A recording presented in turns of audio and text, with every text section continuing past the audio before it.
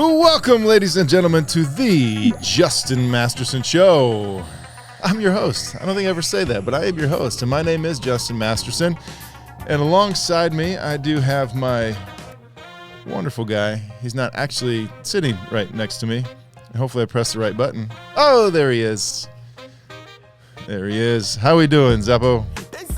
Hey, doing well. How about you, Jay? Big dog? What is it? Oh, man. Tuesday.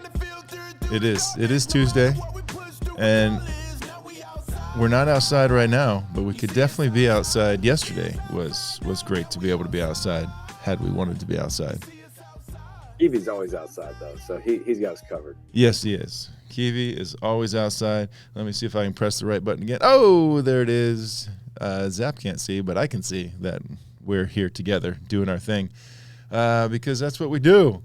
And we are excited to be together. We have a great guest who's actually, as you can tell, Zappo's not here, but I do have a guest who is in the studio with me, but I'm not bringing her in yet. So don't say anything over there, okay? Don't you giggle. Don't you do anything. Yeah, we got the stone-hearted killer over here, Shirlene Grace Isaac. And yes, I think you'll enjoy what we got going on.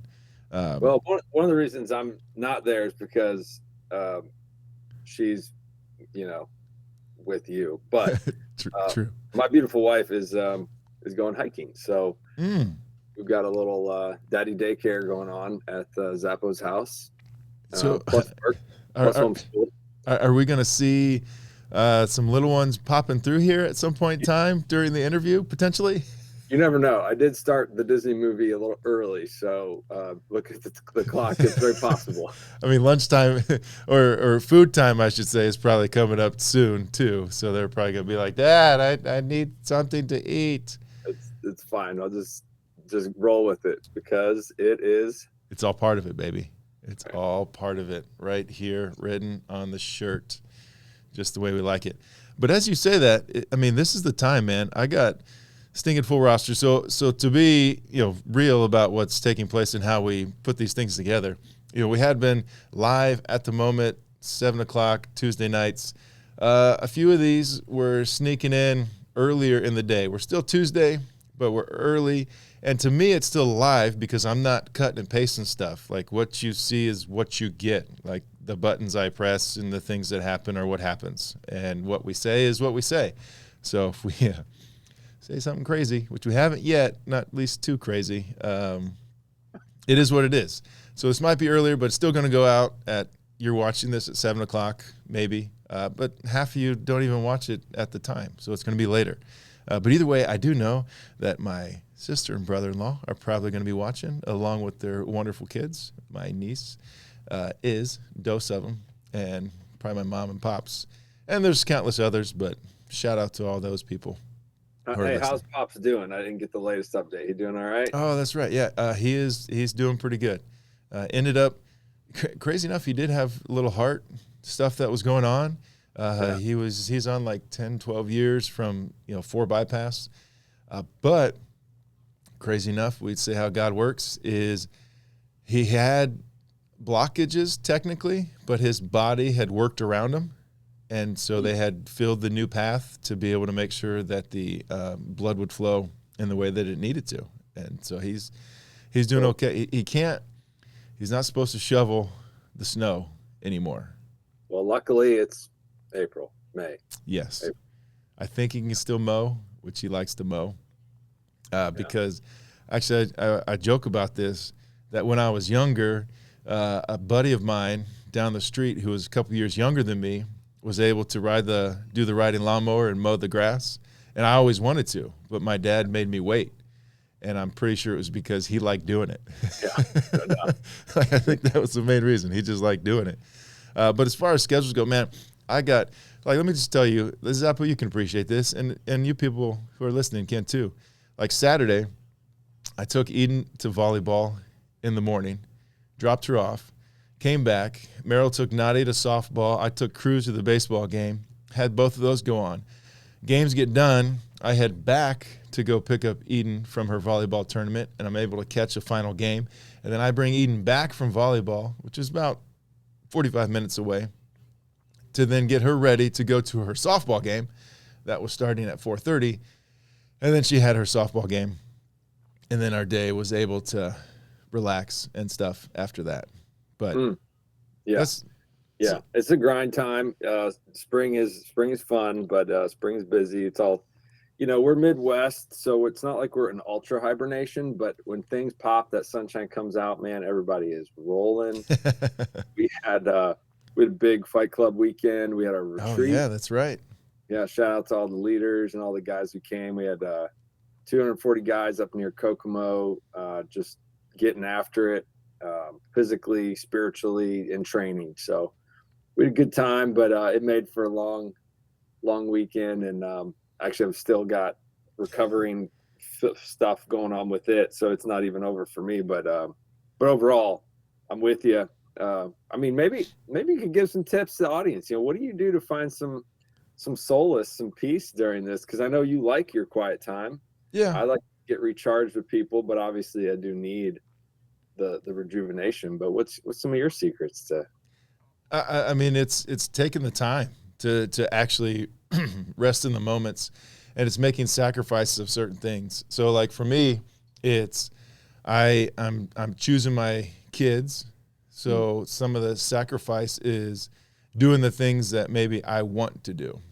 So there's probably some things around the house or outside or preparation that I don't have to do but would really like to do, that I go, you know what, it's okay. Like life's going to continue on, because right now it's more important to be in the lives of my kids, to encourage them, to love on them, and show them that what they're doing is of value, to be around, so that they know that we're there, and just be present when I'm at the spots, just taking a deep breath, because I don't get crazy. A lot of these parents are like, oh man, my daughter stinks, or my son stinks, or he's great, he's better than everyone else, and oh yeah, get your arm up, get this down, do that, do whatever. And I'm just sitting there going like, hey, good job. Yeah, there's a lot that I could try and coach you up on, but it doesn't really matter in this moment. So like, when it comes to like watching my kids' game, so I'm just sitting there relaxing. Even when I'm coaching, I'm not trying to like go overboard. And you can appreciate that, right, Zappo? Because you're coaching up your guys. So how do you do it in the midst of it where you don't lose because I think that's what happens to a lot of parents. Like they're watching these things, they lose themselves, and then it goes on. So like, yeah, I go back to, I think I brought it up a while back, but it's one of three things, and you can only be one of these at any given time. And it's okay to transition between them, but you're either a fan and you're doing what you said, you're encouraging, you're doing great, you're proud of them. You're coaching, you're in that coach mindset. Sometimes it's constructive, productive, cheer up. Sometimes it's getting a little, hey, I expect more out of you. And then, coaching styles can vary in that intenseness, but, and then the other one is, dad or parent. Mm-hmm. And so I think, dad isn't necessarily, dad's still a fan, but, you've got that car ride home. And so I always say, actually, John Cowie, big fan of the show and Fight Club mentor, he sent me an article, and it's like so many contracts in sports are killed in the back seat.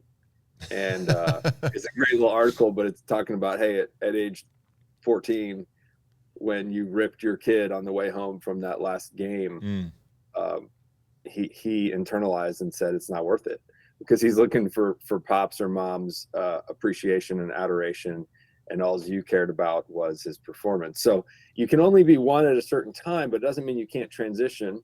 Right. But just knowing when that is. And so that's always a challenge, but I do try to actually tell the kids. So my trick in this is I actually tell the kids, like when we're driving there, I'm mentally prepping them as like dad. And I'm like, hey, when we get on the field, when we start training, getting warmed up, like I'm going to coach mode, and I'm going to be expecting what I expect out of all my players with you. Right. And sure, we can joke around, like we can, but we're going to coach mode. And then I turn it off and I'm like, hey, great job out there. You killed it, whether he did or not. Right. So just even speaking the transition to them helps them know, like, okay, is this okay to be dad or not? So yeah. That's what I go for. No, and I like it because then it even leads to, I was making fun of Eden a little bit just because she's doing this weird thing when she does her sets, like bringing her hands down really, really quick, like it's a hot potato or something. And I'm like I'm no expert on this, but like, don't you keep it up and maybe a little follow through and she'll give the like, Dad. I'm like, all right, that's all I got. And then her little coping mechanism is, I love you. I'm like, yep, love you too. All right, we'll continue on. I love you. Boom. And I think that's, I try and make it where even from the get-go, it's always been like a playful, like I'm asking you a question. I mean, it's some of my personality too, but it's like a playful, we're going through this, knowing that like, and with anything, I'm not mad. Like if you don't do good, you don't do it. It doesn't matter. Like just keep putting forth the best effort, whatever you got. I'm just asking you questions, and I'm helping us for the fact of when it comes down to life, that people are going to question you. They're going to wonder. And I don't want you to be like, no, you shouldn't ask me questions and like shy away from these things because it's going to happen. And so how do we continue to develop that maturity now to be able to handle the fact that like someone's going to ask me a question and I'm like, yeah, I'm not really sure about that one, or I don't know, or, well, this is what I was thinking. And you go, oh, perfect. That sounds great. Or no, we just continue to move on. But we can't just like shy away and hide because that doesn't help. But we can figure out, like one of the things as we become leaders is being able to understand when we need a rest. And, some people are more wired when they might need a rest. I don't know if you have this in you, Zappo, but like you kind of need a rest and then you end up trying to do more. And you're like, oh, I'm tired, but if I do this, I'll just get this. And then I'll just do this. And then at the end, you're like, oh, I'm so tired. It's like, well, yeah, you should have just not done that, and that. Yeah, but I didn't want to wait. It's like, it doesn't matter. Like, there's always something to do. Like, there's always, it's going to come. So if you complete this, there's something else that's going to be ready to be done. And you might feel good for the moment, but it's still coming. So just take a moment, allow it to happen. But yeah, you like John Mark Comer, right? I do like John Mark Comer. Yes, he's got that nice book, Relentless Pursuit of Nothing. Yeah, I think that's what it's called. Yeah, a little red, bright orange book. Quick read, really insightful. Highly recommend that for people that struggle with this or just want a new perspective. But yeah, I hear you. And that sense of accomplishment versus rest is very difficult. And I'm actually excited. Maybe we should ask our guest when she comes on, is that just an American thing? Is that a Western thing? Is that a middle-aged thing? I don't know, but I mean, we'll put that one in the bank. You're not on yet, so don't talk. Okay. You're not on yet. But yes. And I love that.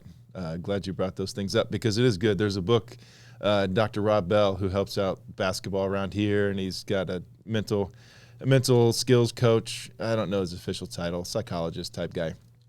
But he wrote a book years ago, and it's called "Don't Should on Your Kids." And should? Yeah, don't should on your kids. And okay, SHOULD. Yes. Okay. I think that's the idea what he's going for. And so like that one, I haven't gotten all the way through it, but it's just an interesting read. He has usually some pretty insightful perspectives on things. And it's this idea of interacting with your children as a parent who desires good things, but also, I just talked about this yesterday at basketball. I promise we're going to get to you. I'm getting fired up here. Just the idea that, man, I just forgot what I was going to say anyways. Basketball yesterday, the idea of... No, we were going to baseball. And the idea of something that you're supposed to be doing something because it's if your kids, so many parents are like, but my kids love it. Like whatever it is, you put them in, my kids love it. And so they just keep on doing it. We're hitting on this idea of like burnout and how it kind of pops in. And I continue to go back to the same argument and the fact of like, if my kid loves sweets, I still don't allow them to have sweets all the time. I will still step up and be like, you know what, you love sweets, but I'm not going to let you have sweets all the time.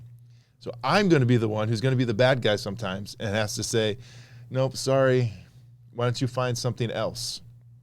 And I think that fits in the same capacity. when you got these kids doing all the stuff. And there's a moment in time, I don't care, like we're in the sports world, so it's sports, but I'm sure there's countless other things where, whether it's music, playing instruments, all this, where there's a time where you got to step and be like, yeah, that's great, but let's tone that back. What do you think? I love it. Yeah. Balance is key. I heard a message this weekend and at the event, and it talked about this idea of balancing is just such an easy thing to say, but it's just so hard to implement. And so, I think one of the things that might help, if this is hitting a bone or funny bone, however you want to say it, with our listeners, I think, all right, well, how do I know when I'm out of balance? And so two things that came to mind for me was, do you have people in your life that are willing to say it and tell you and hold you accountable? And then if you don't want to be something, don't be something. Like, it's just so simple. So Jeff Larkin, who we had on the show, we were talking about weight loss, and it's like, if you don't like your weight, I'm not saying I don't like your weight, but if you don't like your weight, right, then do something about it. And so he puts the analogy to a light switch. He's like, is it dark in the room? Turn on the light. That takes effort. That takes paying your bill. That takes putting a light bulb in. That takes preparation of having the situation set up, but then activate that light switch, and then, it's light. Now, of course, life isn't that simple, and it's not to base it down to, I can't turn on my light switch and lose 20 pounds, but it's just this concept of like, you got to start. So if you don't like the way you are with your children, or this out of life balance, I drink too much, I smoke too much, I binge TV too much, like, do something about it today. Turn on the light switch, go for a walk, whatever that out of balance whack is, and then have people in your life that are willing to hold you accountable. That's, start somewhere, kind of a concept. So. Which is perfect, because I think, even though you're like, it's not that simple, but it's that simple, because as I hear your analogy, the problem with most is that they don't want to get up and turn on the light switch. Yeah. They're like, you know what? I am fine sitting here, and your analogy, in the darkness, and just hanging out. Like, I desire this, but man, then I'm going to have to do some hard, and that's stuff we talk about, like trying to teach and incorporate the family, is like, like hard stuff. Like, we got to do hard things, but it's also how we grow. So if you're willing to take that first step and actually turn the light switch on, and then, as you said, that's something, as the Admiral McRaven would say, in the morning, make your bed. That's how you start. Do something. Feel like you've accomplished something. Yeah, I got that book somewhere in my shelf. Yeah, it's good. I love it. But I want to give a shout out, thinking of Fight Club and Midway that was happening this last weekend.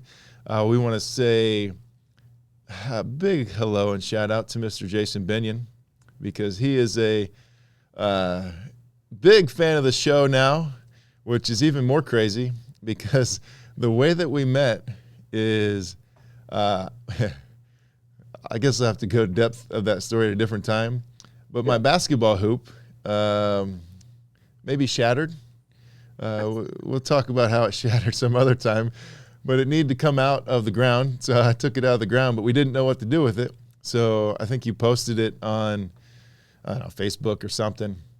And this guy replies, it was free, just got to come get it and trailer it. So he comes down, an hour or so from the north to come get this thing. And, I help him get it on the trailer. We hold it up. And actually he came down and was like, oh, I thought it was. And I'm like, you know what? Don't worry, man. We'll figure out how to get it on. And so with some redneck ingenuity, we were able to get that thing on the back. And while we're talking, he's asking me something or whatever. And I start talking about Fight Club. And he's like, you know what? You're like the third guy now who's told me about Fight Club. I'm like, what? This is just so random. And he had a couple buddies in his life up in where he's from talking about Fight Club. I brought it up. He's like, you know what? Maybe I'll finally just try this thing out. Sure enough, he joins in, and ever since he's been a part of Fight Club and hanging out, and just good people. Put the basketball hoop up in his barn that he put together, and his son, who's a good old hooper, which we still haven't got together for that, which is my fault because I'm very busy, but hooping it up. So all that to say, Jason, appreciate you, man. thanks so much for watching and supporting us in the midst of this. 10-4. All right. Without further ado. That's right. I traveled to India, and actually Zappo and I were there in 2018. I went back last year to do some filming for this project coming up that I allude to, but still haven't talked about yet, because we're getting closer, but not there yet, of just seeing this disciple-making movement happening over there and some cool stuff. And along the way, with one of my videographers who I knew, Shittlegit, brought in Shirlene, and I don't know, she's great. So we brought her over to the States, first time into the States, and we just want to welcome to the show. I don't know which one. Nope, that's not it. Nope, that's not it. Oh, we want to welcome to the show, Shirlene. Welcome. Thank you, Justin, for having me here and for that very interesting introduction, Stone-Hearted Killer. Oh, yes. That's, well, You see it? I mean, that's all part of it, right? You are the Stoneheart. We've talked about this often, why you've been here and some other bits and pieces of it, in that, your friends. I didn't come up with this. Your friends in India, not here. Your friends are the ones who what? What do they reference you as? Not my friends, my younger sister, actually. She calls me Stone-Hearted. Oh, younger sister. Yeah. Oh, that's great. Well, I mean, crazy teenager. Wow, crazy teenager. So you're just throwing out stuff. She's not even, she's going to watch this. I'm glad. That gives you one extra viewer. Wow, that is true. We need all of you. Can she subscribe too? And then we could have how many? Maybe 120? I'll make sure she does that. Yeah, because you got like 400 plus subscribers on your YouTube channel. Yeah. Is that right? Yeah, you can tag me so my viewers view your channel as well. Well, you say that as if I can. I don't think you understand how we do this show, in that I just learn on the fly here. So when you say just tag me, I'm like, that sounds like I'm going to be watching some YouTube videos on how to tag and do all that stuff. I'm sure she can show you. She obviously is more skilled at this than we are. It definitely seems that way in the way things are done. But welcome. We're glad you're here. First time out of India, right? Yes. Your English is great. Thank you. I thought maybe you'd have more of an accent. No, I'm just kidding. I've been around you a lot, so I know you don't have a crazy accent. I mean, you do, but not, ooh, see, and we got the head nod. That was the joke after coming back from India. Some of my friends, this is yes-ish. I mean, we're still kind of wondering what exactly it means. But how are you enjoying your time? How was the flight over here? I'm enjoying my time. I love it. I love the new culture. I love adapting. It's fun. Everything's new. There's a bit of a culture shock in there, but it's okay. So what's shocking in the culture? What's coming up right now that's been shocking? I mean, just the food, how bland it is. Yeah, we went out for a burger the other day, and it was recommended just go with the basic, and I was just like, she's not gonna like the basic cheeseburger. Like, it's so bland. And sure enough, I don't think she enjoyed it. So yeah, but you don't like mayonnaise, right? Yeah, mayonnaise. A lot of people in mayonnaise. So I took half that burger back home and I added some Mexican hot sauce. Yeah. Did you see what kind of hot sauce it was? Do you remember what? I think it was chili garlic, sriracha, something. Okay. Which I don't know if we'd say that's like Mexican hot sauce. It's kind of like Thai, Asian hot sauce, but it's okay. You're Indian, so we won't hold you accountable for whether or not you get that right. It did the job. It made my food a little hot. Yes, and we went and got some Mexican the other day. Oh, that was good. That was good. They had some good. Where do you think I'll give you have two choices, because the first one you're going to say is probably not the one, but the second one you're probably going to get it right.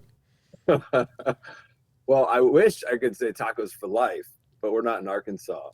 No, we're not in Arkansas, so we did not go there. So I won't count that as one or two. I mean, Samanos is my number one pick. I knew you would go Samanos, but it wasn't Samanos, because we were coming from here. We were coming from studio. Okay, the studio. Then it's got to be ice cream. There you go. Chris's Chris. Ice Cream, Chris's which Ice is Cream. actually Chris's Ice Cream And tacos. and Mexican food and tacos or however it is. But you look at it, Chris's Ice Cream, which is over there by North Central. If you're in Indianapolis area, like, Yep. I'll tell Wait, you what, maybe we could pull some strings later on and get some food catered in from them, a little promo, and then we can have a real, hey, I'm just saying, as a business manager, maybe we could. Okay, about time you're earning your money. We'll get Shirlene on that. The money I'm not paying you. But no, it's good. They had nice California burrito, which Fries in the that's burrito. That's what it is, man. I mean, that is, go to San Diego. That's what you're gonna get. And then they had a pretty nice red sauce to put on that, right? Love that one. And they gave you an extra to take home, right? I like that part. They were so sweet. Yeah, because the portion size, I feel like, are a little bit bigger here than back in India. Yeah. Like they give a little bit more because every single time you're cutting everything in half. I can't even finish the India-sized portions of food that I get at restaurants, so let alone American-sized. That's true. I mean, and let's put this in perspective. I'm 6'6", probably 250. I don't know. I haven't been on scale for a while. But in pretty good physique, and she's like a quarter of my size. So even more so, it's not like, yeah. So it's all part of it. But let's go. I do want to do this because we were talking one time in the car, Shirlene, and we were getting on the idea of fathers, and we were talking about sports and this stuff, and you were hinting at, I think at the moment, this idea of if fathers would kind of do their job, things would be all right. What were you talking about in that? Do you remember? I actually don't remember. So let's say, how do you value fathers? I mean, fathers have high value, and what do they need to do? I think fathers just being that disciplinarian at home, and not just by word, but also through deed, just living out and being a good example to your kids. Like if you're preaching truth, live out truth. If you're teaching your kids that you need to be honest, and they see that you are honest about everything that you do, it just makes sense. And I think a lot of, especially in my family with 3 girls, we do look up to our dad. And I know, Is that because he's taller than you? Is he taller than you? No, he's not. I mean, maybe a little bit. A little bit. But yeah, everyone tends to look up to their dad, and they just love being affirmed by, fathers. Fathers' words mean a lot to their kids, and especially when they're affirmed. So yes, fathers being a good example, that's what I was hinting at, when fathers do their job as being good disciplinarians and being good examples to their kids, it makes a lot of sense. It helps kids sort of with direction and where they need to go and how they need to handle situations. So we just need to start beating our kids? Is that what? No. Let's see. I mean, you are a good dad. You know what discipline means. Come on. And you don't beat your kids. No, I don't. I spanked them a couple times back in the day, but which is biblical, because spare the rod, spoil your child. Yeah, but even so, I found that I haven't had to necessarily do it even as much as maybe my parents had to do to me when I was younger. Necessary. But we're able to have conversations and expectations. I mean, a lot of the stuff we've been doing to high schoolers is group identity of who we are, what this makes us to be, and when we're not acting like we're supposed to be, then we have those conversations and able to step up. And it is hard when you are, a lot of fathers who are doing the work to come home and then still be the disciplinarian. I would say the one who sets the firm tone at times, not necessarily, because in my mind it keeps coming up as in like these dudes are just beating their kids, and that's definitely not it. Yeah, I know, Zappo. I'm just saying and that's not it. But I do notice in the baseball world, when we be gone, and so maybe you can speak on this a little bit too, Shirlene. Like baseball world, your dad, we'd be gone, and then we come back. Mom was holding up the fort, and there were some times where she just needed, you just need the dad to come in and like set that tone a little bit, not change the routines, but just be like, hey, that's not how you talk to mom, because mom was trying to survive as a single mother more or less in those moments. And many times the dad just wants to come in and be all happy-go-lucky and just do whatever and just feel good, because it's not always fun to be setting that type of tone, but it does seem like it's necessary. But that's one of the hardest things of people who have to travel so much. Baseball saw it all the time. And your dad, your parents were what? What were your parents? They were missionaries. They are missionaries still. Yeah, they're missionaries still. Yes. What did they do when they were missionaries? So they were on field work most of the time. Dad used to go about preaching in different churches across different rural areas in India, villages, planting churches also. Mom was a medical missionary, so she used to do a lot of medical work among rural people whenever they needed help or prescribe medication. So yeah, they were mostly away most of the time. We were either with our family friends or we were with our grandparents. We barely got some time with them. I think I was really young and I was with them. Okay. Now, was that difficult? Yes, it was, because you just want to be with your parents. They're home, but then they're also not home. Right. It was very hard. It was hard. And your parents are great people. I mean, Yeah. in the scheme of it, I don't feel like I've talked to your mom, but I have talked to your dad. He's funny. But you reminded me what they call you back at home. No, please do not bring that up. Just mute him, Shirlene. Just mute him. See, this is the problem. See, Zappo, this is why I don't think we can have people in studio, because I just get like more hyped up, like when they're just right next to me, but I'm looking at them, across the way into the camera. But did you know, Zappo? Could you ask Shirlene what her official name on her birth certificate is? No. Shirlene, what month were you born? October. See, that was easy. I can answer that. I'm October, best month of the year. Yes, best one. What day in October? 24th. Oh, that's not it. 24 is fine. Yeah, no problems with that. I'm number 7, lucky 7, last born in my family, still alive. So lucky 7. Lucky 7. I mean, for another day. Yeah, it is for another day. You are the last born, and okay. So I'll go back. Actually, Dad. Okay, I love this concept you're going with, but I have 2 boys and 2 girls. Shirlene, boys are older, and I didn't have any sisters growing up. So the daughters thing is new, right? And so I was hearing from a buddy. It was like, oh, it's Donuts with Dad Day, like DDD or whatever. And I'm like, oh, I don't do that. Now my wife does do donut treats with the kids, special time with mom and stuff, and they'll take any treat, right? Like ice cream or whatever. They don't care. But it's just the idea.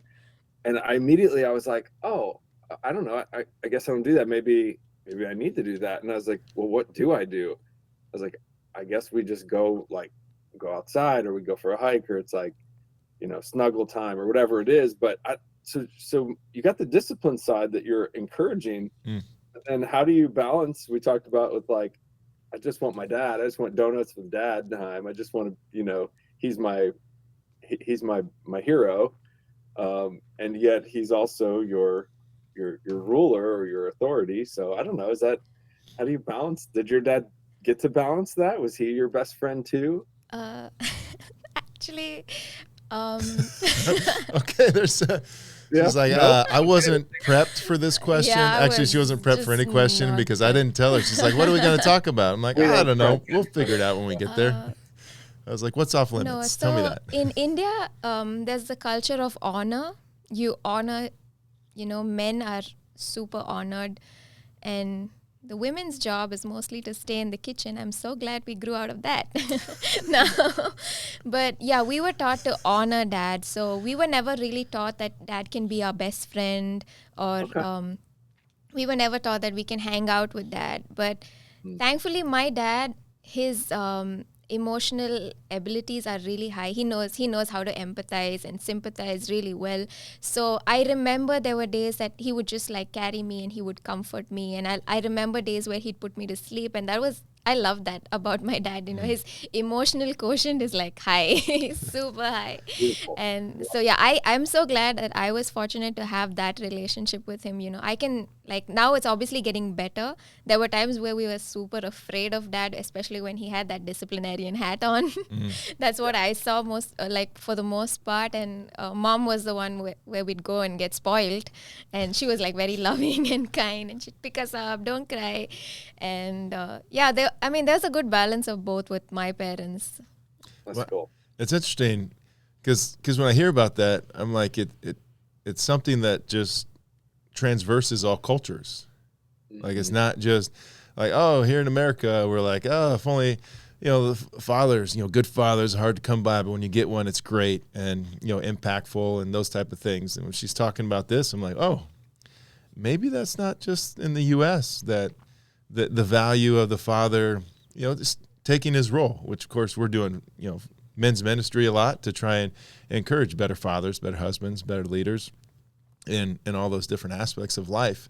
But it is, I think about it, even in leadership, how difficult it is for someone who's up at the front leading the ship and yet still needs to be able to build the relationships with their people in some capacity. And so often in this day and age, we've created this idea there needs to be some sort of separation, like for people to actually do what you want them to do and how you want them to do it, create this separation because then they might try and take advantage. And honestly, I love how Shirlene put it, the high emotional ability is when we're able to get and understand our emotions even better and not allow them to change us and build that boiling point up to a higher level. Well, then we can have relational capacity with people who we work with or who work for us and be able to still set those boundaries. And that moment of where, because most of the time it's the leader who loses himself when somebody steps a little bit further.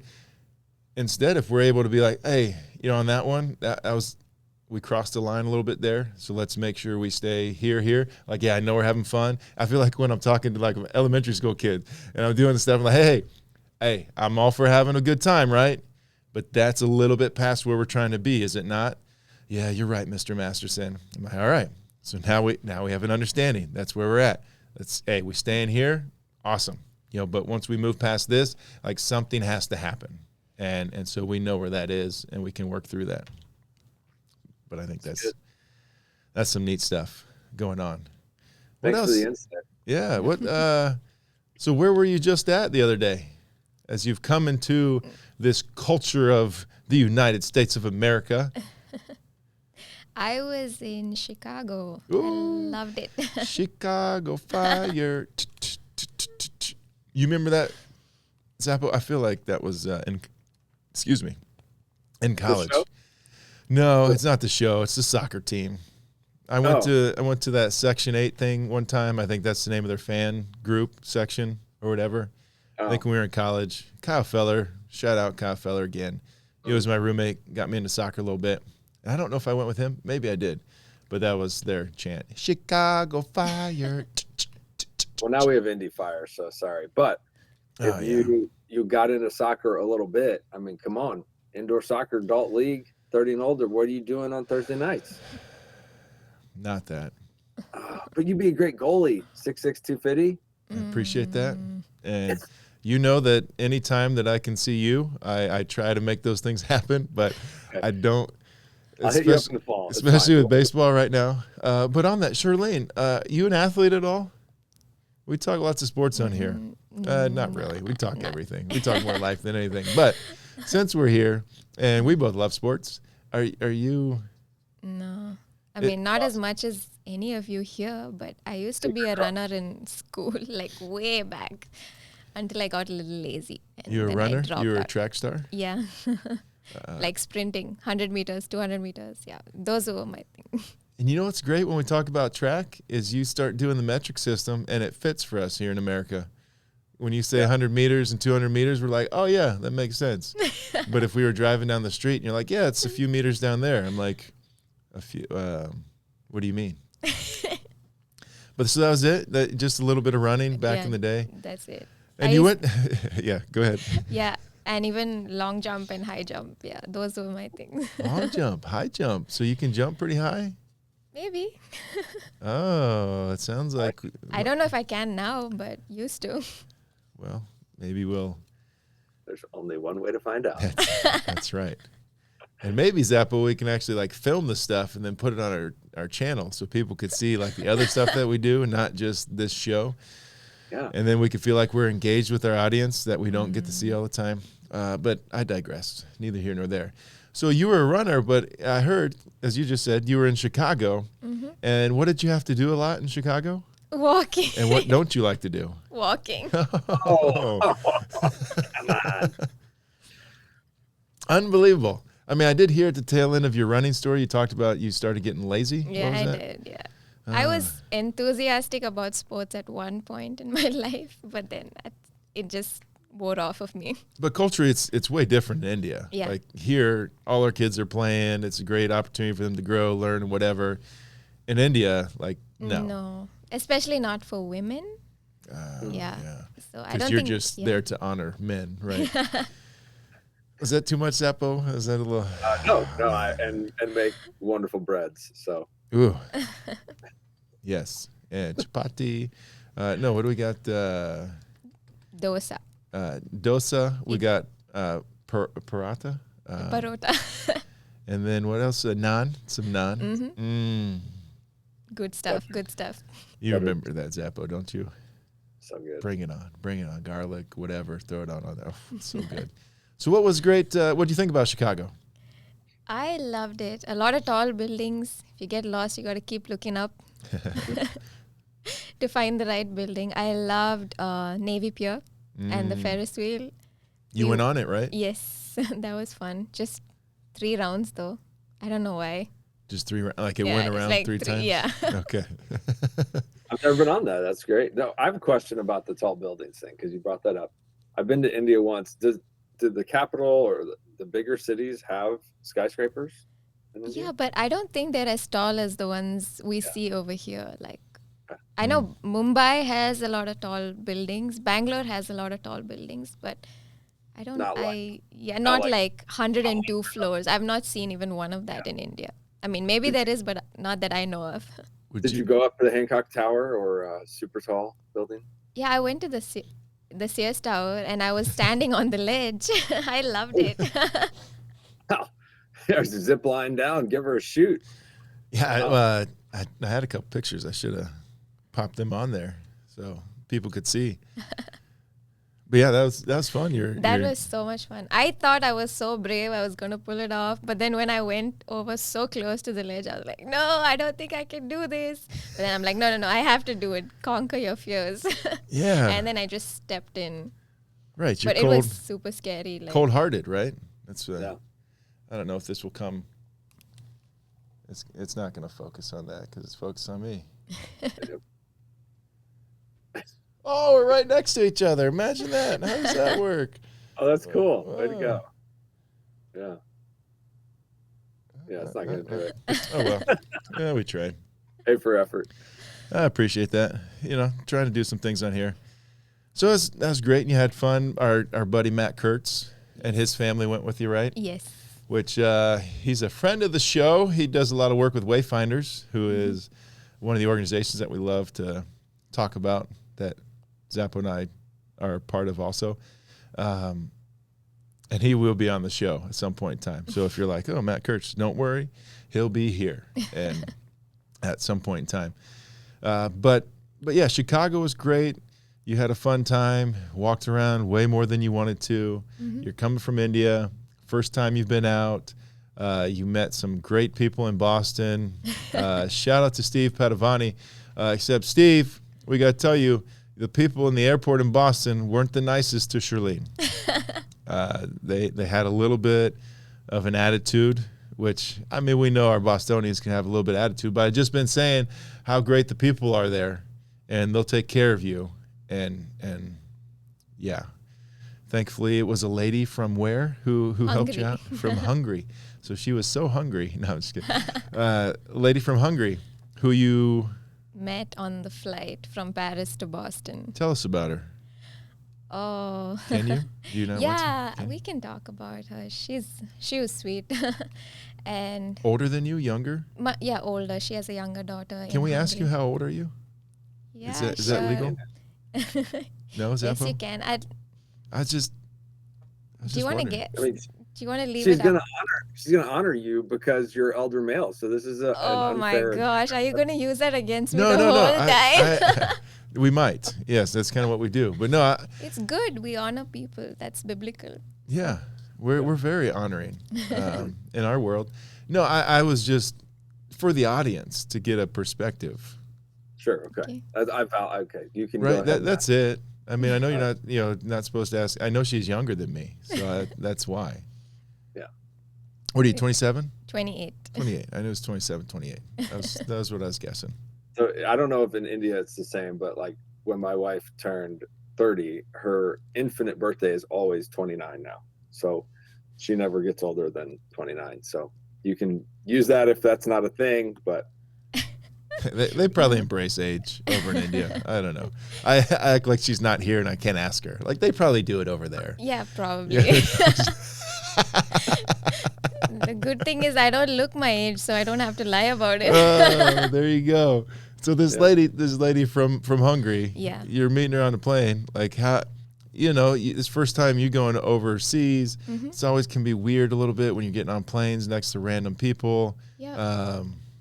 So how did you just like talk to her? I mean, she started talking to me when I just moved because she was so interested by, I think, my skin tone or something. She's like, "Where are you from?" And I was like, "I'm from India. What do you do?" And then she had a lot of questions. And then I explained about the film that we were doing. And she's like, "Oh, I'm a Christian too, but I believe that all roads lead to heaven." Then I was like, "Okay, this is something I need to talk to her about." Yeah, I don't think all roads lead to the same spot. No. Sorry if you're watching, you think that. We don't. Continue on though.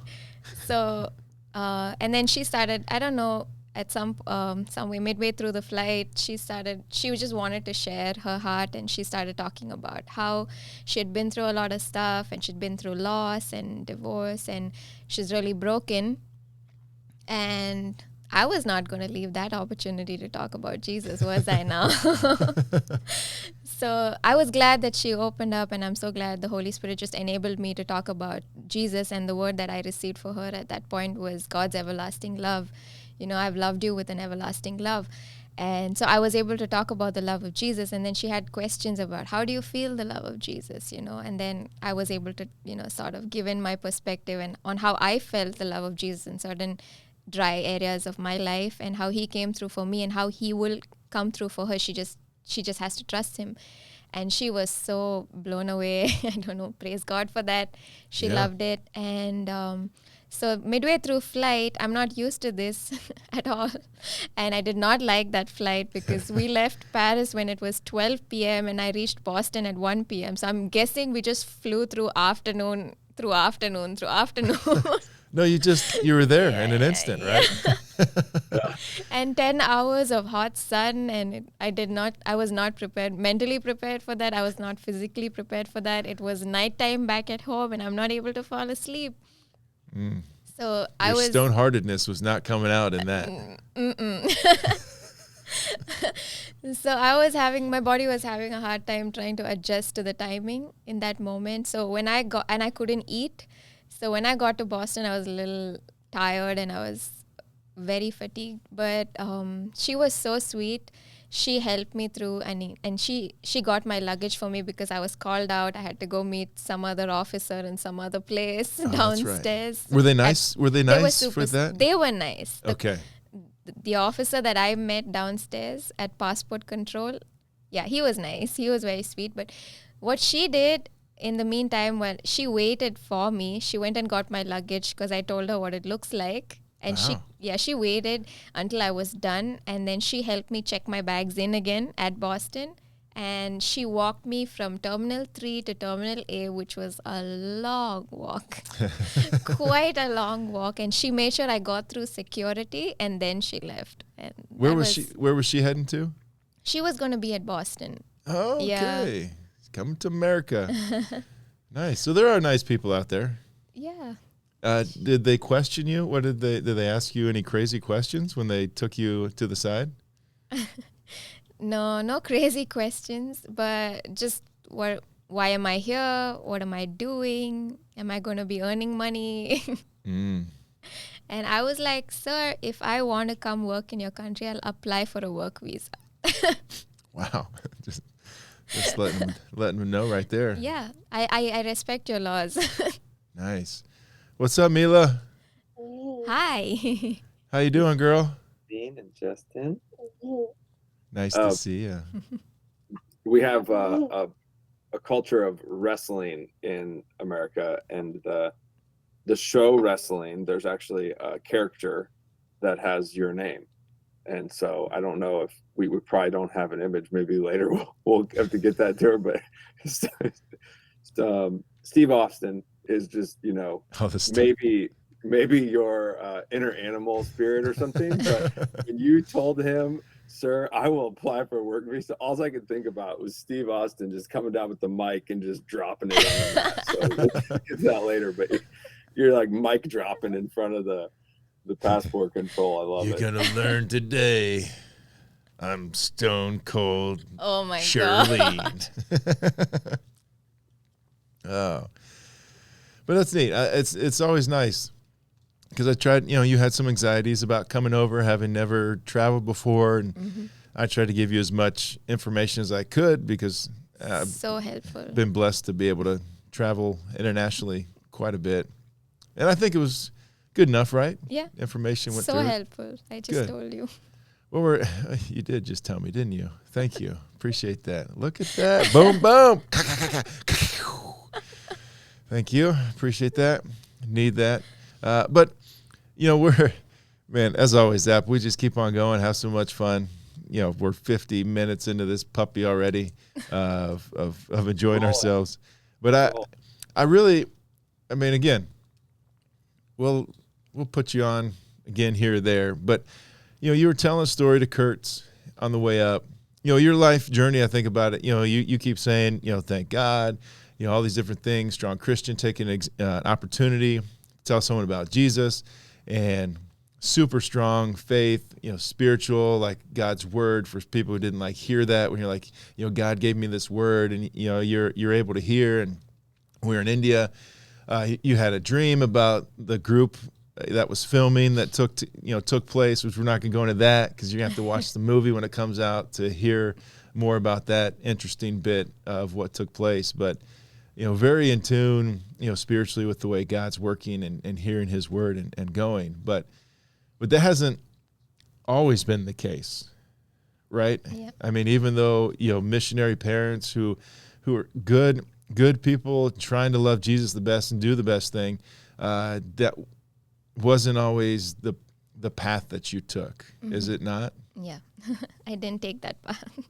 Not always. No? What path did you take at times? The path of rebellion. Oh, the path of rebellion. And what does in a general sense, what does rebellion look like for a path of a young Indian girl? Just not doing what your parents want you to do and doing stuff to upset them, on purpose. So, like what? Okay, maybe less general, more specific. Are there some things not necessarily the great details, but what were the things that you tried to get into that was causing trouble? I think I still do it because my dad wants me to be back home by a certain time, but I'm never there. Oh, like curfew was? Yeah, I have a curfew, but now because you live at home. Live at home, okay. But now it's I can come home late because I'm mostly the only place I go to outside of home is church, so that's okay. But before I would go places I'm not supposed to go to and come home late. So yeah. And so I'm guessing you probably were getting into the vices of the poor things, vices that we would say over here. Do you know what that means? No. Like the drugs. Did you get into drugs? No, alcohol? Never drugs. Alcohol, yeah. I mean, is not alcohol a drug? Yeah, maybe. It's not? It's not a drug, Maybe Zappo? the lowest kind of. I don't know. No. Is it not a drug? Does it not change the way things move and groove? And I don't know the exact definition, but I think it's like, I mean, do you remember when we were in Africa and they get the roots and they ferment them? Yes. I mean, maybe there's some drugs in that because it's like literally organic alcohol from roots of some crazy tree. But like, if you think about like beer, whatever, it's not a drug. You know, I don't know. Maybe nobody can say. Oh, who knows? But that's fun to think about. You know, no real drug, but you were smoking? Yeah. Yeah. So what do you smoke? Like, what do you smoke over there? Cigarettes. Cigarettes. Ah, that's like disgusting. Like no? Yes? It is. It is? Yeah, cigars. I mean, it's sometimes Zappo, there's a good cigars. Did you use cigars? No. Cigarette? You got some weird cigarettes over there. I feel like when I was over in India, some guys were buying some. Pipe tobacco. Yeah. Interesting. But it wasn't, so you got some of that as your rebellion. But even so, probably in some of those situations, you got yourself in. Some people try to take advantage of you in those situations.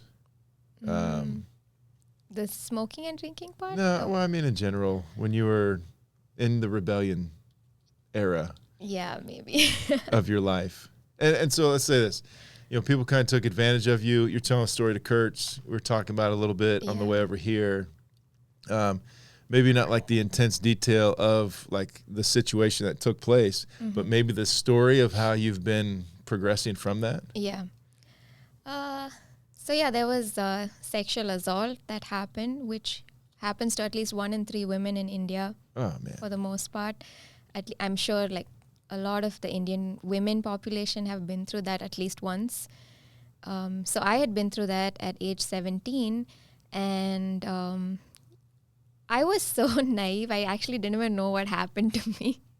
I didn't even know that something wrong happened to me. I was because we grew up in a house full of girls. So. Yeah, when I would just interject, I feel like that is very, I don't know the commonality of it here in the States too, but I think it's more common than we think. Like hearing the stories of, you know, a lot of ladies that I've heard and seen where I don't think they even understood like what it was at the moment, but sometimes looking back, some of that little trauma that comes through it has been crazy for them. But keep on going. Sorry. Yeah. So that happened. I didn't know that was wrong. I didn't know that something wrong happened to me. So for the most part, I just let it go. And until I shared with a friend and she sort of found out that something happened and she was like, that's not right. He just did that to you. And then until she pointed it out to me, I didn't know that something wrong had happened to me. So after she pointed it out, it was like, oh my gosh, actually this happened and that was not right. And then I started feeling all icky and dirty and I felt like used and unclean. Right. So that happened, and actually that has also led me to have to make a lot of bad decisions in life after that. So it was post this that I got into drinking and smoking because I think I didn't know how to cope. This was my coping mechanism. Right, yeah. But how do I talk to dad and mom about it? Because India, there's this honor culture, like, you know, once a girl is sexually assaulted, she's considered unclean. So how do I tell dad? And is dad going to blame me?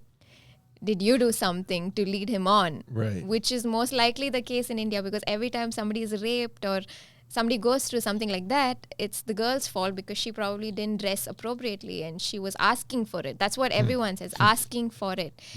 But even women who are covered up all the time face something like this at least once in their lifetime. So my coping mechanism to heal from this situation was smoking and drinking, but somehow I was never addicted to it. I think that's purely God's grace over my life. Yeah. I never found this coping mechanism addictive, and I never found it appealing in the long run. I would do it once in a while, but never, consistently over a period of time.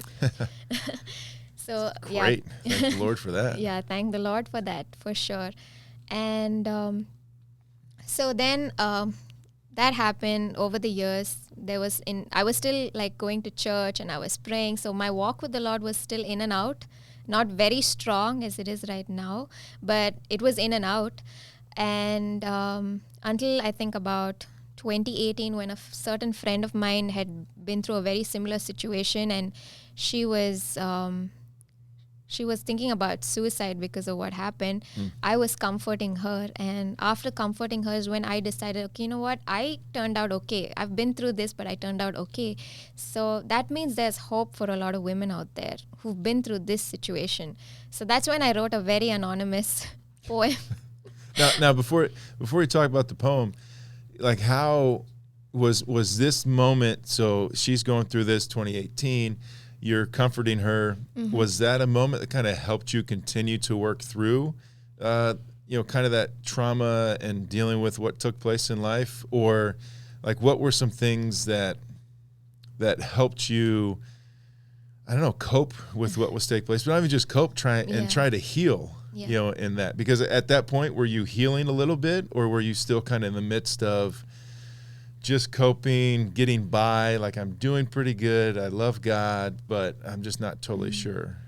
I think in that moment I was still healing, but before that I'd sort of brushed it under the carpet.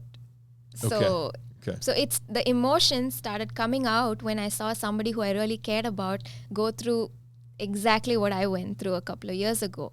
So I think she was feeling the pain in the moment for what happened then, and I was feeling the pain in the moment for what happened a couple of years back. Yes. And so we both were feeling emotions together, but I was still okay. Like I was still going on with life. I had a good job. I was enjoying that job and all of that. But what about all the emotions that I had locked in? So it started coming out, and the best way I could express it in that moment was through writing. Because I'm a writer. And I love it. Yeah. You're a content writer. Yeah, I'm a content writer. That's what you do, in case we didn't talk about that earlier, because we didn't. That's what she does. So writing was my way of expressing. So I put a very anonymous poem out there, not exposing the guy. No names, right? There's no names, nothing. Absolutely no names. But just as, like a ray of hope for other women out there, to know that if I'm okay, you can also be okay. And so I just put that poem out, but unfortunately I did not see what was coming after. So, I mean, we can stay there for a moment and just say how, whether you're a writer or not, writing is just a great way to cope and deal with the things that are coming. Wouldn't you agree, Zappo? Yeah, so it's like that deep reflection takes from like left brain to right brain, and so it's not just the logic portion of this happened to me and then therefore, and so now I am, which is great, and it sounds like you were able to process that, but that writing and that creative portion walks you through. Maybe, and I'm interested to hear, you were helping this young lady heal, but as you were writing, was it maybe for her, but was it healing for you through that? So yeah, that's amazing. I'm interested to hear how that went. So you have sexual assault. A couple years later, a friend who's dealing with it brings it back. You're in the midst of healing. So now this is a even better part of your journey to come and heal within that. And so you're like, oh, I'm going to write this poem that helps my heart, cope with this, but then also could maybe be motivational or encouraging, because 1 and 3 are, and that's just what's stated. So 1 and 3, we know for certain, it's probably even greater than that, are dealing with this. Maybe we can give a ray of hope to the people that's out there. So you write this poem, and then what happens? So I think a common friend who sort of knew my side of the story, sort of knew the guy's side of the story, decided to point it out to him and tell him that this girl has exposed you on social media. But no, I did not expose him at all, because no names were mentioned. Nothing was said about what he did. It was just like the story of what I had been through. And so this person points it out to that person, and he's married, and I think he has a kid by then, and his wife decides to reach out to me and attack me. And I was attacked, and like physically attacked, or just just verbal attack. Okay, so make sure. So she wants to say, how can you be that church girl who's raising her hands in church, but then you decide to name and shame my husband in public. That was not the exact words. I'm just paraphrasing, but I don't want to use the word that she said because that's just too strong a word. Yeah, this is Yeah. we're not technically kid friendly, Yeah. but we're yeah. So how could you be that girl who, lifts her hand and praises God in church, but name and shame my husband in public? And yeah, it got ugly from there, and there was a lot of slut shaming because he was part of this community, like this home which had a lot of kids who were adopted by a certain person, and we all lived in the same community, so we had to bump into each other a lot at some point in the day.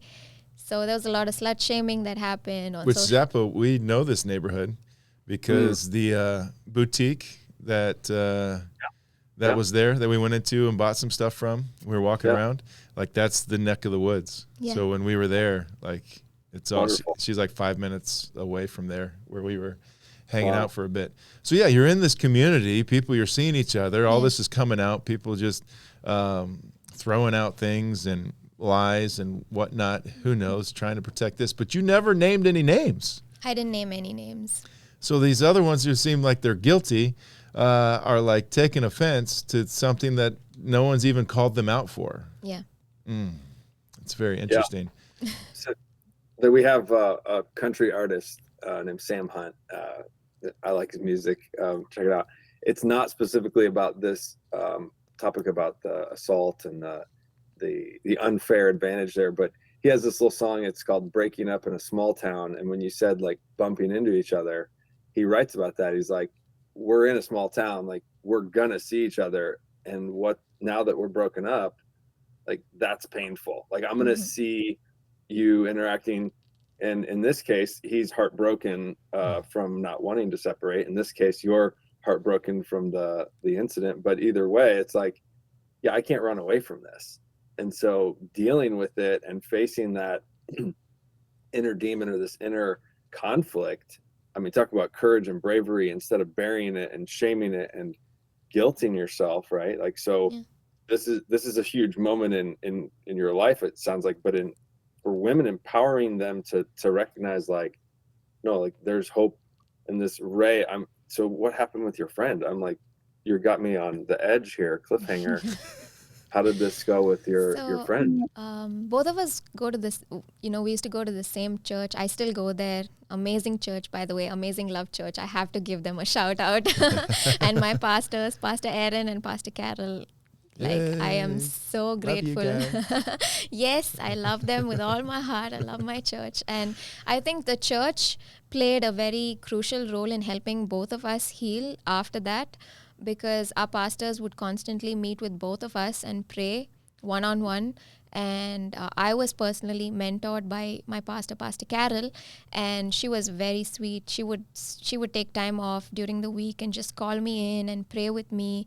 And they basically, the word of the Lord says, bear one another's burdens. And this is what our church did for both of us. And she's in a good place now, and she's married. I think she's going to have a baby. Praise God. I love her. And I'm so grateful that she's in a good place. And I'm in a good place too. I'm here with you fine people in America doing this podcast. And praise God for that. Jesus is good. He heals. Yeah. So how in that moment, so you write this poem in the midst of healing, because this always seems like the journey of how we go about it. Like we get these, a lot of times we want this instant stuff taking place, but even when we can't get instant, you're on the healing journey, things are going well. You're like, oh, I'm going to write this poem because it's going to be helpful for me, helpful for others. And then you get all this drama that comes in. And I know it was a while ago, but you remember how that like affected your faith journey in the midst of that? Yeah, it did. There were times where I would really question Christianity. And I think there was a time I didn't go to church as well for 2 months straight. And I started questioning God, because I was the one who went through this whole thing, I was the one who was hurt, and Christian people are going against me, because what was puzzling to me is if you're sitting at home and you're watching TV and you see a story of a rape, you're super angry with the guy who raped the girl and you're like, that guy deserves punishment. But when it came to somebody in your own family that did that, why are you taking his side? And you're supposed to be Christian. You're supposed to be doing the right thing, more than anybody else. We preach Jesus and, so that was, that made me question my faith. And I really started questioning if God was real in that moment. There was this time where I was like, I don't think God is real because he doesn't see my pain right now. But that's where my pastor stepped in. And that's where they stepped in and they helped me deal with, even the aftermath of what I was going through. Like if I had anger issues, they helped me deal with that. There was a lot of, approval addiction. They helped me deal with that. Insecurities there. They helped me deal with that. I don't think I'm completely over it yet, but working on it. And there's a lot of, there's a lot of aftermath that goes on for years, but they teach me how to surrender. The more I surrender, now the Holy Spirit's he was working on me. He's still working on me, but he exposes areas of my life that are not in line and he helps me find the root cause of it. So when I find the root, mostly all of it goes back to this incident. Most of what I struggle with even today goes back to this incident. Some date a little back, but most of it goes back to this incident. And I'm so glad he exposes that. That's how good God is. He exposes them because he wants us to, step in to light from darkness. And these are certain areas of darkness. When we talk about a bit on here or have some, the idea of like shame, which there's definitely something like that happens. There's this shame and it's this unhealthy shame, which you're like, I'm worthless. Nobody loves me. How can anybody love me? Especially culturally, even more so, in India, like no longer will I ever have this or anything good. But then you're talking about how, God opens your eyes to things that maybe need to change. And that's where we're trying to adjust some of it to this idea of that there is some healthy shame, whereas like this is how we're supposed to act. And right now I'm just kind of opening your eyes to you're not acting that way. And unhealthy shame doesn't give you a way to resolve that.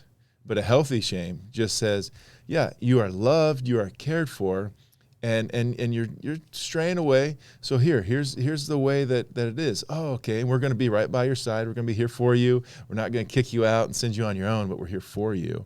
And I think that's one of the healthy things, because then we can have these moments where people open our eyes, where it's God opening our eyes, using people in our lives to go like, hey man, you're a little bit off on this. And instead of losing ourselves, can be like, oh, okay, now how do we get back to where we need to be and what we need to do? But because I know some more of the story, it's just the random bit. And I think we might, close as we get with this, at least on our conversation, is so God working on you in the midst of it, growing you, bringing people. Shout out to Zappo, if you could lean up a little bit, making disciples more or less. So, Zap's got the Make Disciple shirt on. Because that's kind of that's what your pastors were doing, taking you under your wing, encouraging, doing life together, checking in. It wasn't just attending on a Sunday. It's a depth. It's in the invitation. They invited you into their life, and you accepted that invitation. You did some life together for a while, intentionally. And so, like knowing that, and so now, God is doing incredible things. So you made mention that this guy, among others, were raised in this orphanage. Sort of, kind of came through. And this individual who oversaw that was from overseas. Yes. But it's sad, but also interesting. Like what happened to them? Okay. So because they're hating on you, right? All these people in here, they're hating on you. They're demolishing you. And I'm not saying that this happens in every situation, as far as the way God works. But it is interesting to think about. In this situation, you have all these people who came from the same spot who are just putting you to shame or attempting to put you to shame, and then through your being discipled and trying to love and, have this kind heart and move through it. I mean, God does something interesting. Yes. So is that enough cliffhanger for you, Zappo, as you're waiting for this one? Like, come on, man, I can't handle this. yeah, so I was being taught in that moment, let God fight your battles for you, and just be still and let it go. It's okay. Forgive them. Let them say what they want to say. It's not going to change what God has in store for me and my future. So I let it go. I gave it to God. Not easy, I'm sure. Not easy. Because my family has lawyers, and because of the verbal attacks on me, if I use that as proof in court, he would be in jail. And my family, who has lawyers, they were ready to do that for me. So I had to sort of let's not do that, let's just let it go. And they were gracious enough to understand as well. So I give it to God, and I find out a few months later that this person from overseas is not allowed to enter our country anymore. She was blacklisted from our country and kicked out, and the home where all of them were from was also shut down. I don't know for what reasons, but it was shut down. And not that I rejoice in it, I feel bad because it was not a pretty situation for all of them. Right. And we're called to love our enemies and, pray for them and bless them. But I definitely saw that God fought for me. And this was proof of that. Yeah, because even in the midst of the fact that yes, some young ones who are in the house have to go somewhere else and find something else, it sounds like it wasn't the healthiest of environments that was going on. So although difficult now, probably healthy, but in a way too, God was showing, he's like, hey, I'm for you, not against you. Yeah. And I'm here because not only am I showing you something that I love you, but I'm also in the end, probably in a long run, if these kids will allow it, helping them out in that same capacity, to give them an opportunity to seek after him, once all the pain and trauma kind of passes through. Yeah. Right, Zap? Yeah, I think you started with honoring your father. We talked about that in the culture, and it's like the God that we are talking about here, for our listeners who don't understand this, he is the good father.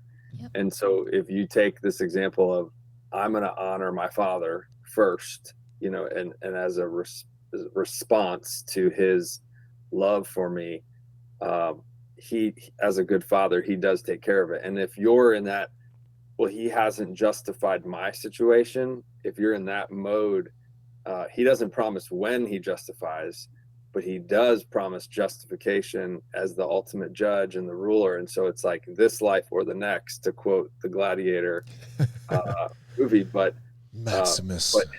But it is in response to his children loving and honoring him. So there's this mutual transparency that you just went through with your dad and with God. And it's like, if your father was a bad father and an abusive father, you directly relate that to God the Father, and it warps us, and so we, men and women, it just warps us to think, I'm scared of God.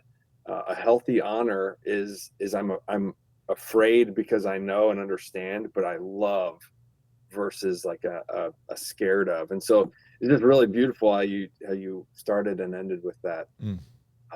Great story and beautiful future that that we're just seeing unfold. So great. Way to stink and put a bow tie on that. Oh boy, Zappo. And we do, and I mean, this none other than a shout out to great mothers, shout out to those who are great fathers, who are working, who maybe not feel great, but are present, doing the thing, trying to continue to grow in their ability to do the things that they're doing. And if you're unsure and want more, I mean, we got tons of stuff you'll find in the notes, whatever, of whether it's rare leadership or other things that you can check out to continue to grow in your emotional capacity, to be able to be there, to be loving and kind and set your boundaries still, and just enjoy the life that we've given. because most of the time it's me. I'm the problem, it's me. And what's great is because she's way more popular than you, Justin. Women that are hearing this message and inspired or want to share it, they can connect with Shirlene, Instagram and YouTube and stuff. So, Yeah, because well, they're not going to come to you for this. So, no, but yeah, they connect with her, and I'll link. What is it? What post to? she'll do it for you. Who knows? I'll figure it out, and we'll put it on there. And anything that needs to be will be.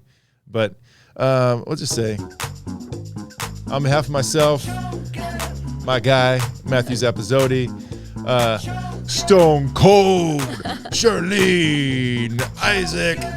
We're so thankful that you're here. You're listening. Appreciate everybody.